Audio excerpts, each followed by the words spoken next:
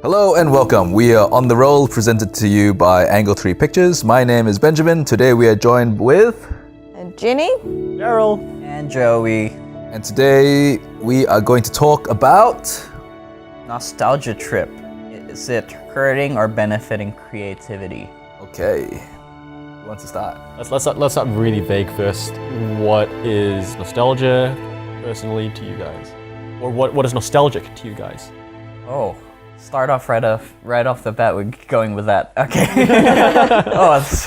Jumping straight into the deep end. All right. So isn't it just something that you've grown up with as a child and then later as an adult you want to relive some of those memories and some of those feelings? Yeah, I think so. So it's like a throwback back to your childhood. Yeah. yes, I'll agree to that. Yeah, like getting childhood memories. Like my entire Spotify playlist is just like stuck in the early 2000s right now.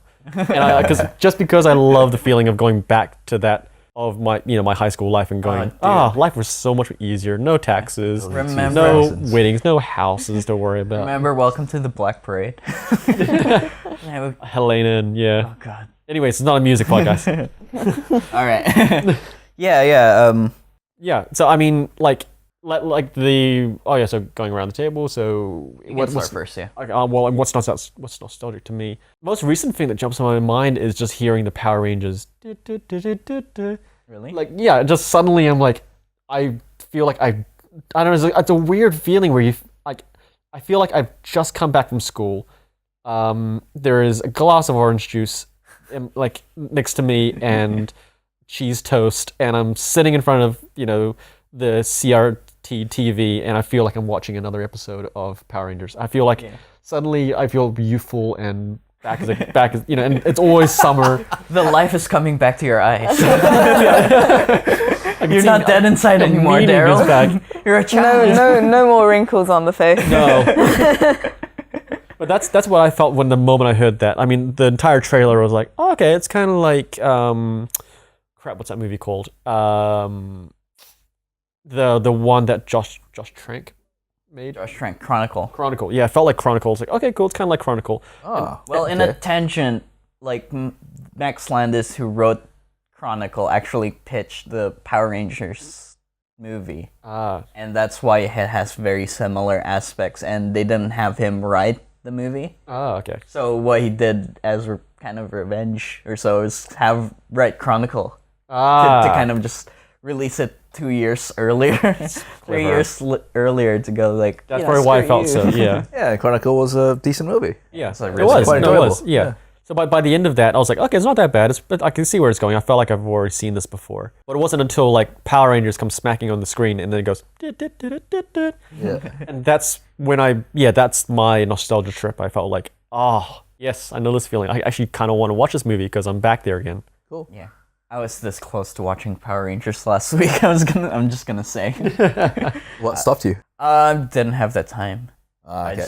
I was gonna watch it on Sunday, but I was like, Listen to all you kids out there. Don't go old. Don't grow old. Well, don't let the light leave your eyes. Yeah. The alternative to not growing old is, the alternative to growing old is pretty dark. So it's kind of beyond your control. Well, mature, but keep young at heart, basically. Okay, yeah, sure, that I can get behind. Ben. Okay, so who else is gonna go after this one? Nostalgia, I think for me is just going through childhood memories, just as what Benjamin said. I often find music is quite important as well when it comes for me with nostalgia. Like with me, I will, at any time I'm bored, I will like hum an old music tune. Like Taylor's Oldest Time? Taylor's Oldest Time, yes, from Beauty and the Beast. Yep. Out of like randomness. So then how do you feel about the remake coming out? I actually have quite mixed feelings about it. Yeah. Has anyone seen it in here? No. Okay. Okay, I have not seen it yet. Neither. I'm very hesitant. Judging purely by the trailers. I'm very hesitant in seeing it. Okay, yeah. And well, in terms of like, for me watching the trailer, apologies to whoever loves Beauty and the Beast live. That's all right. Action. I'll forgive you. Like for me, it seemed a bit artificial. As artificial as a Getting 2D. harder now. Yeah. As artificial as a 2D animation drawn by hand. You've painted yourself in a corner here. Yeah, okay. Like and like some aspects of it felt a little bit too artificial. Yeah, I think I see where you're coming from, yeah. So like I felt like it wasn't realistic enough in some parts of the trailer. Like it didn't align with Wait. Realistic? It deals with like magic and like a prince that gets turned into a beast. How much realism do you want? He gets turned into a tax return man. He comes back from being a prince and he has to do all the citizens' taxes. Yeah. That's the sequel. Instead of the rose, it's a clock where he watches his life tick away. Guys, you gotta pay taxes. It's been 10 years. We need to fix these roads. Like I mean, in Establish kind trades. of terms of like the CGI is not exactly a bit I totally smooth. get what you mean, yeah. Oh, It's not okay. exactly like smooth Yeah, in like terms of some other real life action movies. Right. Like going so nostalgia, then your mind's already locked in. That is a story that you don't like. The 2D animation seems so real to you and so ingrained in your mind that seeing it reproduced but with live action characters and CG just doesn't. It's a bit jarring. It's a bit jarring. It doesn't just sit right with me. that's I don't know. It's just a bit odd. yeah. Well, do you want to go? Yeah, so I actually want to talk about both of those, what Daryl and Jenny have previously mentioned, because growing up back in Singapore before I moved to New Zealand, I was never really much of a Saturday mornings cartoons or like, cartoons or like TV, kids TV show kind of kid, until one day I happened to wake up early, which was very rare for me at that point in my life, happened to turn on the TV, happened to have gotten a bowl of cereal, and it was the first episode of the first season of Power Rangers. And it changed my life. Ah, wow. It was amazing. I was hooked for I think 5 seasons, and after that it was just like, they're just repeating it constantly. But for the first 5 seasons, it was incredible. And I thought it was absolutely amazing, and like somehow it was meant to be. Yeah. But going back to nostalgia, I also feel like almost anything that Disney does is incredible to watch. And even though it's not necessarily the same story or the same characters, it feels so similar, and it feels so like, you're on the team of the main character. You want them to succeed. You want them to win. And it's very heartwarming every single time. Very similar with Pixar, because I feel like almost anything that's by Pixar has a Disney feel, and that's a sense of nostalgia as well, even though obviously they're not the same company, It's so Do you have that kind of tactile feeling that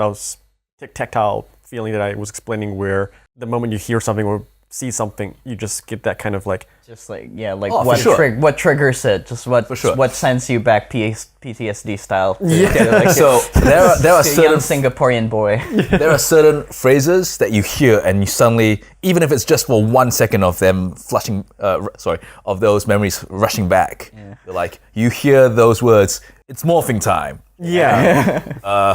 What's the one where they yell for the Planeteers? Captain, let the powers combine. Let our powers combine. Like that's a or huge even one. like Cowabunga dude. Like, Cowabunga dude for sure. Oh man, Yeah. Ninja Turtles, such a massive part of my childhood.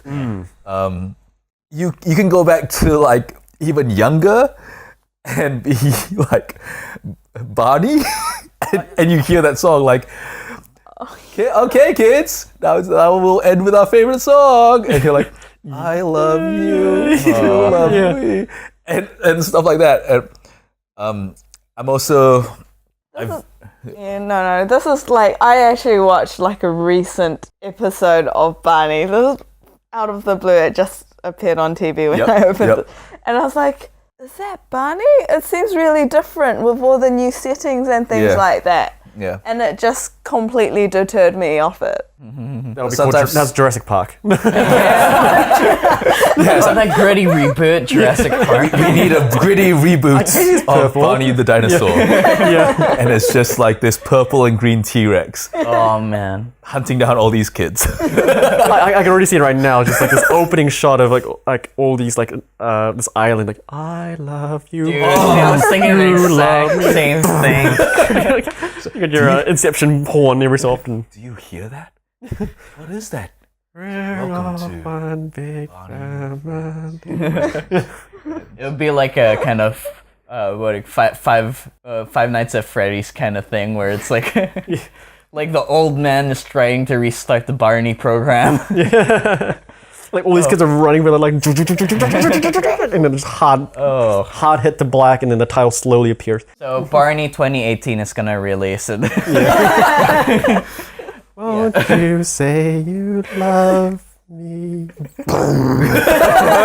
Oh man, that's Then there's a final shot of Jurassic Park where like the T-Rex kind of roars as the poster falls. Yeah, we're starting pre-production soon. Yeah. Yeah. So music. Actually, no. Before we get into that, you're on a nostalgia trip, Joey. Oh man, I want to go back to Beauty and the Beast because I actually was in a play, Beauty and the Beast musical. You'll make a And very it was good the beauty. Broadway rendition. So we had all the Broadway songs that they added after the movie. So when I heard that they're releasing one of the songs in that movie that the Beast sings, I was like, "Fuck yeah!" Sorry for screaming. That's okay. And swearing, but I'm like, we'll beep it out. yes, this is. They made one of the best songs from the Broadway musical, and it wasn't in the movie, and it kind of encompasses the In the Beast's cartoon character. movie, in the animated movie. In the animated movie, it's not in there, and you hear it in. I think they're releasing it for the live action, so I'm really looking. That's one of the main reasons I'm watching it. It's like this song that one of the person who played the Beast sang was like one of my favorite songs from that musical, and that's kind of why I have very strong feelings about Beauty and the Beast, the live action one.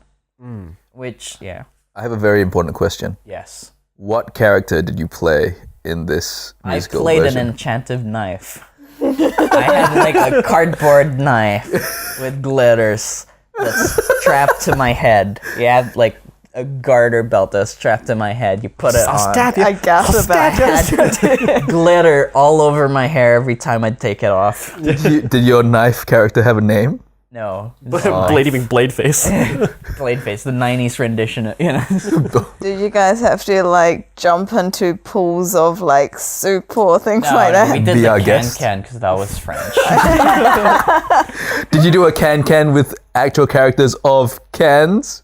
No. I wish. But if you think that would be so bad, like if they had to like open up the cans and get no. Please tell me you had a crush like that was actually who played the fork. I don't want to talk about it.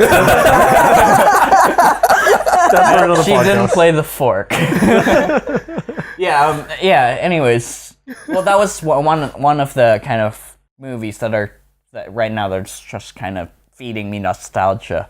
Cool. But I've actually had one experience just recently, maybe a few days ago, where I was talking to my friends about having like a three-way high five, where it's having a high five but with three people, and it's kind of like the Drac Pack. And everyone looked at me like, "What the hell are you talking about? I'm there. Have you not I've heard never- of the Drac Pack?" No. Have you guys? I feel like it sounds really. Drac Pack. It sounds very familiar. It's a slower again. Hanna-Barbera TV show that With really. Dracula, the werewolf, and the mummy? Yes! I've seen it. Yes! I've seen it, yeah. Three-way high five right here. Well, how? It's only the two of us. Okay, wait, yep. Jenny, you're coming. Yes. That did not work. Yes. It did not work. There were. So the TV show is a Hanna-Barbera show. It only aired like I've looked back at it so far, and it's like maybe 10 episodes. It didn't last long, and it was about three kids who would, whenever they're in danger, would high five, do a three-way high five. One would turn into Dracula, one would turn into the Wolfman, and one would turn into Frankenstein's monster. Oh, Frankenstein's monster, so not the mummy. Not the mummy. Okay, damn it. So they had, I think one of the Bride of Dracula was one of the main villains or something. I can't remember, but when I heard, I had to look it up and show them, and that was like the biggest nostalgia hit. If they're gonna make a Drac Pack movie, if the Mummy reboot is gonna sort of lead into a Drac Pack movie, that would be the best thing ever. That's a very, very good segue to what I really want to bring up as well, now that you remind me, is we were talking about these kind of nostalgia trips. We're talking about you get the Drac Pack. Yeah. And all that stuff. And in I think it's become quite common for us to kind of go, you remember that, that's so cool. Yeah. Wouldn't it be cool if they made a remake of that? And it's now become kind of a social norm where we're kind of expecting, we're kind of okay in a way for some of this stuff to come back, which is fine. I mean, it's fine because we want to relive our childhood again, but reimagined. And yet, whenever we do see advertisement about it, most likely it tends to be quite negative in terms of like, are they really going to bring this back? Like the Matrix and it's like, do they really need to bring this back? Okay, so I think a lot of that is how we interpret things. So specifically with books, when you read a book and then you watch the movie, you're always like, that wasn't very good, was it?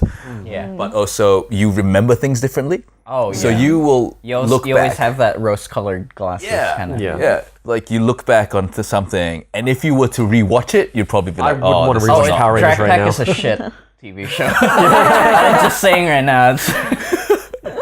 But But it was an important part of your childhood. Yeah. Well, I made enough so it makes me feel old whenever I mention it and no one's seen it. But it's interesting how like that's like Hollywood's cashing in on that. It's like we're cashing in on the nostalgia trip you're getting, even though we can never ever live up to the rose-colored, the rose-tinted glasses you have. I think it actually says a lot about people because when it comes down to it, they want it to be good, so they're hopeful, and constantly our hopes and dreams are dashed by the remakes. Studio execs just shitting on our dreams. But you want them to be good, and so you're like, I want to relive it, even if it's only for the 30 seconds of the first couple of shots. Yeah. And you're like, that was great. The rest of the movie was terrible, but the first, those memories. Like when he said when he said it's morphing time, that's what I paid for, and then after that I'm out. So I'll pay that $20 just to hear someone yell it. Yeah. So looking back, can we list like what are successful nostalgia-filled movies? Stranger Things. Wait. Does that mean even if they were you can't count it. critically acclaimed or well received by? It has to be well received. So it has to be well received. In general, like well-received ones, and one that kind of fell flat. One. So good and the bad. Yeah, like the good and the bad nostalgia-filled movies or TV shows or whatever. Daryl wants to mention Stranger Things as a success, but does that count? Because it's technically... It's reusing nostalgic elements, so it's but it's not a nostalgia of itself. It's not necessarily existed before. So does that count? Well, I think it does count, because it's not a first time that's happened. And like you can see J.J. Abrams done that for Super 8. The movie they released, it's just kind of like a E.T. kind of sci-fi adventure that's like a homage to Spielberg's sci-fi classics. And you also have, actually going further back, we have Stand By Me, which was, when did that release? That was early 90s. Early 90s, but that was kind of set in the 70s. I see what you're getting at. Yeah, I see what you're getting at. Set in a different time period when they were younger. Was it set in the 50s? It could 60s or so. I think so, yeah. 60s, 70s. Kind of. I remember studying it for college. I wonder if people got the nostalgia... Oh, sorry, yeah. Well, isn't that what it is, though? Because it's the writers and the directors being nostalgic for their childhoods. Yeah. And so they create something that is like, this is what it was like. Yeah, that's what they're trying to sell to. It's for the people that used to remember what life was like. That's what I was going to say, is like, when Back to the Future was released, was it a nostalgic trip for the people who grew up through the 50s? 50s, 60s? Yeah. Yeah. 1955, yeah. Would this also go back to like historical pieces of film? Okay. Or How not? so? Like, when does it stop being a nostalgia Nostalgia chick to history, like a period piece kind of thing. piece. Yeah, like I think I wouldn't be. I'm not expecting any World War II veterans to come out of Saving Private Ryan going, "Well, that was a good nostalgia trip." I remember that one. Yeah. Man. I had all those feelings rush back to me.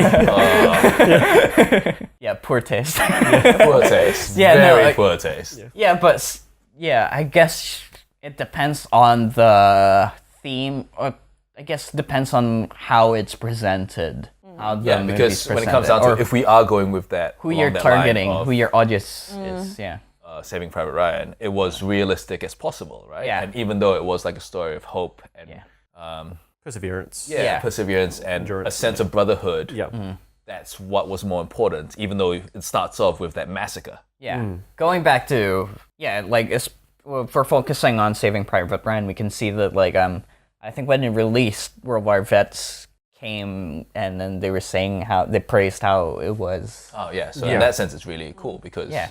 it showed other people who could watch it what it was like for them. Yeah. Yeah. Yeah. So I guess Oh yeah, that's why I love Stranger Things. Was Stranger Things to me stuck out so much because it was one of the it's probably one of the only ones that could probably grab my head where as an example of like when you watch it, you just felt like you're back in the 80s. At no point did it ever feel like it was trying to shoehorn cliches or really drive home like catchphrases that kind of make you think like you're in the 80s. Like it actually felt like this is an organic world in the 80s. Things operate as they do, and you felt like it was just a natural setting. yeah. I really appreciated that film for that. Well, granted, I'm not born in the 80s. I was like born in 1994, so I didn't get that from that in particular, like that feeling in particular from Stranger Things. But I did get that nostalgia from watching those kinds of movies, like E.T. and when I was growing up, I would watch E.T. or Back to the Future, and they have that kind of. I guess it's cultural. It's a remediated nostalgia. Yeah, culturally. What do you call it? A cultural osmosis kind of thing. Oh yeah, I know what Yeah. you mean. Yeah, I mean there are people who might be born today that will at some point hear something like a song made in the 50s and they'll be like, oh, this is a song that really speaks to me. And they will never have experienced the 50s. Yeah. But they experience it through the song and then it becomes their experience. Yeah. Which is why I kind of like Guardians of the Galaxy because they used really old songs, and I was like, oh yeah. You kind of get that feeling from. It brings you back to like a time period that's And if you're hearing this podcast and you feel like, that's not that old, I'm sorry, you are old. Like all of us. Yeah, we're all old. Not me. I don't know about you guys. I'm like a baby. Thanks, Joey. Yeah. Joey. Moving on. Mentioning Drag Pack. I made a note there where it's just like, what about nostalgia for the next generation, for this generation? Yes. Yeah. I remember hearing, I think it was a comedian talking about how gangster rap might be nostalgic in the future, where you talk about, Yeah, I was thinking about this as well. you know, like Eminem. It's like, oh, I remember the good old days of Eminem when he first came out. Yeah. And then you have, I think it might have even been Chris Rock talking about. I thought he was rapping. I was like, whoa, okay. But Chris Rock doing a set, and he was talking about how like a couple might be nostalgic of when they first met, and it was to Lil Jon, rapping in the clubs. Yeah. Yeah. So I lost my train of thought where we were going with that. No, like nostalgic for the next generation. Yeah. Because like I was the same thing. I'm like sitting there listening to the radio, listening to the Spotify, to the old like I don't know, Stained, Three Doors Down, all that stuff, and you're kind of going, yeah, this is the generation that I used to live through. And then I'm like, what are the songs that this generation's being raised on? And I'm like, will they be sitting around a water cooler when they're 30 going, you remember when we used to listen to Miley Cyrus? And that's even dated as well because I'm so out of it now. I'd like to talk about a story that a friend of mine told me. He's got 4 kids. Yeah. And he had to explain why the save icon on Microsoft Word was a floppy disk. Oh, yes. And they were like, what's a floppy disk? Yeah, you wouldn't know that. Yeah. And then he had to explain the difference between like an MP3 and a CD. It's like, so why did they build CDs, Dad? What's that for? And it was like, oh my God, I'm so old. Yeah. You know? No, I have a similar feeling because I feel like I was in that era where they were transferring from floppy disks to USB. Yeah. It was almost like 1 year. Just like 1 year you start. You know, I was in grade school when we were still using floppy disk, and like later on in the year, you got introduced to these like tiny. Well, you USB still had sticks. like for the music, you had like the cassette, and then you've got the mini discs players. Yes. And then CDs. Yeah. And then MP3s. And then MP3s. There was VCD for a little bit, and then I kind of went out VCD of for nowhere. that as well. Yeah. And I could be wrong, but I don't think I am. Well, someone let me know if I am. But I think that the artist that made it really popular to record a song, record a track, and then instantly release it to the world via MP3 Moby. was T-Pain. Oh, okay. I do not know who I thought it was Moby. Okay, never mind. You not know who T-Pain? Okay. Oh. You don't know who T-Pain is? That's how young I am. I don't know who T-Pain. So what's it like growing up with Miley Cyrus? No, I grew up I grew up watching Naruto. Okay, going after. yeah. Oh, that's After right. school. Yes. Oh, yeah. Naruto. Yeah. I almost I watched it on computer rather than on. I'm going to have to send you a lot of links about T-Pain. Yes, educate me about educate me about that. Like send in like a Stranger Things kind of TV show talking about T-Pain, like that generation. I will say one thing though. I would never want to see a remake of E.T. I think. I think so. In terms of nostalgia, would I want that remade? No, And I would not want that I remade. think it's of its time. You know. I'm really curious because to bring it all the way back is music or catchphrases, as been pointed out, like music to you Joey, really transports us back nostalgia-wise in films, and yet Jenny, you feel really, really close to the cartoon animated version of Beauty and the Beast. How did you react to Bonjour and all those songs, played by live action? Like, did you have the same effect that Joey had?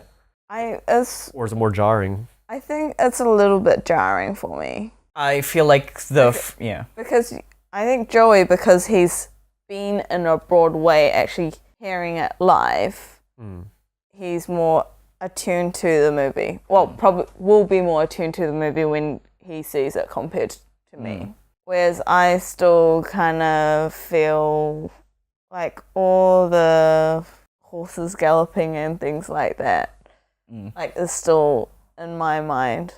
Yeah, because like what you're talking about is that when Joey was involved in the Broadway adaptation via school, was it? Would have been. So he's also has those memories of like rehearsing it and like that's whereas that's for Jenny it's mainly just the experience of like having watched it over and over and over again. I think that's a big And part on a of it as well. VHS tape as well. Yeah.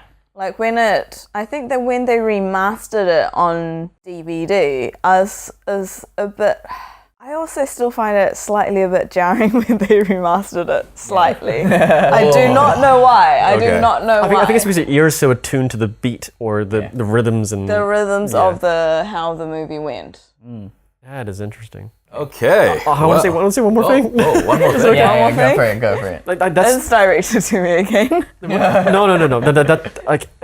Because nostalgia is also connected to how we receive the film as well. That's also ingrained in our how I talk about Power Rangers and the cheese toast and stuff. And I was like, that actually reminds me of how I see The Lion King every single time I see it on TV or at Silo Park. It's like it was my first cinematic experience. Actually going to the theater, waking up, staying being stuck in the foyer for like an hour, waiting in line, then getting shuffled into this full cinema, sitting there all completely black and never knew what was happening. I was like, this is a big ass TV. And then Imagine young Daryl just like in the skeptical kind of like with my legs dangling on the edge, the seat, and then suddenly, boom, sunrise and the song. And so that's always ingrained in my mind. Lion King is like, it's such a big experience for me. It's such a like it's such formative. a rich, formative Yeah. experience, and yeah. So I'm sorry. nostalgia. But I'll say, if I go watch Beauty and the Beast, my opinion might change. I really want you to actually watch Beauty and the Beast and see what came out Going of back it. to Lion King, I used to listen to the soundtrack and I used to pretend I was Simba and I would sing Hakuna Matata and like pretending I was a lion in my bedroom when I was little. Okay, cool. Cool. Well, thank you for listening to our podcast on nostalgia trips. That's all the time we have for now. If you would like to be a part of this conversation, feel free to talk about it in the comments page, in our Facebook page, Angle 3 Pictures. And if you'd like to know more about us and about what we do, look us up in angle3.com. And cut.